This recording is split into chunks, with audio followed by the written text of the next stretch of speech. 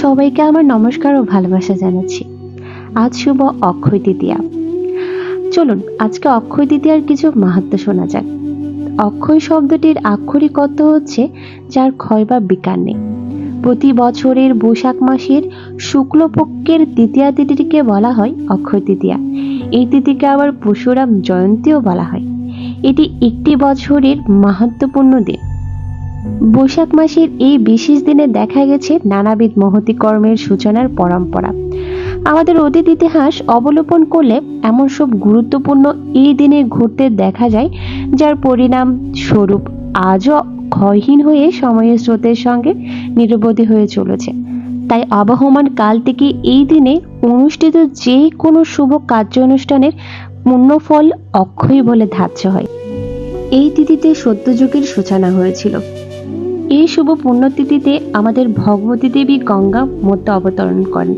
তারপর থেকে নিরবিচ্ছিন্নভাবে অক্ষয় জলসম্ভার আমাদের পাপ নাশিনী নদী রূপে প্রবহমান রয়েছেন।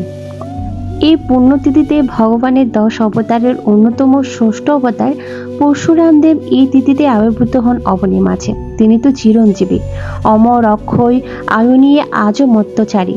তাই এই তিথির আরেক নাম পরশুরাম জয়ন্তী।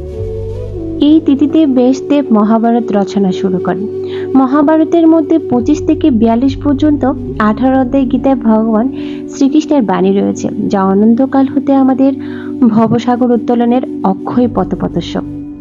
দেবীর পার্বতীর অপর এক নাম হচ্ছে মা অন্নপূর্ণা। এই তিথিতে আবির্ভূত হয়ে মহাদেবকে তিনি অন্ন ভিক্ষা দেন। তারপর থেকে অন্নের অক্ষয় উৎস স্বরূপা দেবী পূজিতা হন। এই তিথিতে ভগবান শ্রীকৃষ্ণের পরম সখা সুদারাম বিপ্র দ্বারকতে তার প্রাসাদে আসেন নিজের দারিদ্র অবস্থা কথা জানিয়ে কিছু অর্থ সাহায্য লব্ধ হতে। কিন্তু অতিথি দেব ভব এবং ব্রাহ্মণ নিত্য পূজ্য এই জ্ঞানে শ্রীকৃষ্ণ বিপ্র সুদামাকে যে আতিথেয়তা করেন তাতে মুগ্ধ হয়ে সুদামা আর নিজের দৈন্য অবস্থার কথা মুখ ফুটে বলতে পারেনি। এমনকি শ্রীকৃষ্ণের প্রাসাদের সম্পদের ভৈভব দেখে তার জন্য আনা কাপড়ে বাঁধা সামান্য চাল ভাজটুকু লজ্জায় আর দিতে পারেননি সুদারাম। কিন্তু ভক্ত বৎসল ভগবান বাসুদেব যে ভাবগ্রাহী, তিনি ভাবটুকু গ্রহণ করেন, কেবল ভেট নন। তাই নিজেই সে চাল ভাজাকে পরম তৃপ্ত হন।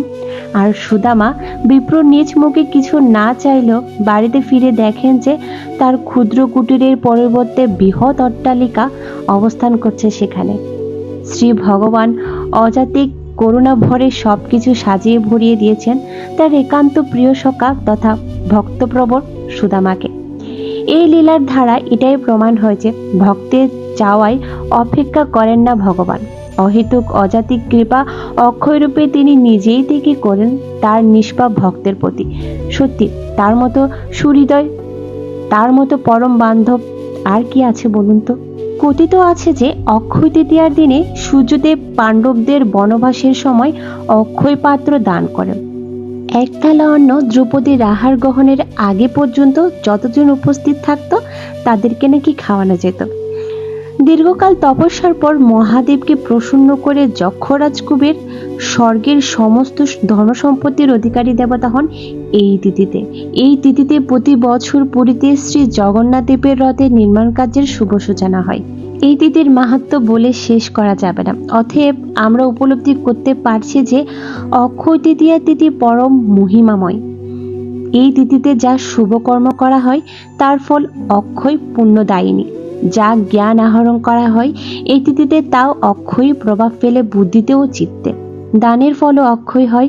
স্বভাবতই মনে প্রশ্ন জাগতে পারে যে তাহলে এই তিথিতে যদি ইচ্ছা অনিচ্ছায় বা অজ্ঞাতে যদি কোনো পাপ কর্ম করে ফেলি তবে সেটাও কি অক্ষয় পাপ হয়ে কর্মফলের খাতায় লেখা থাকে?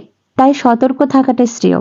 অজান্তেও কোনো পাপ বা বৈষ্ণব অপরাধ, সেবা অপরাধ, নাম অপরাধ না করে ফেলি বা কোনো কুপ্রভাব না ভাবি সে বিষয়ে সজাগ থাকাটাই কিন্তু সমীচীন।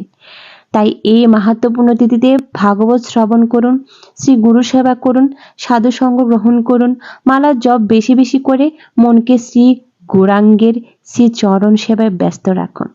হরে কৃষ্ণ। জয় শ্রীরাম।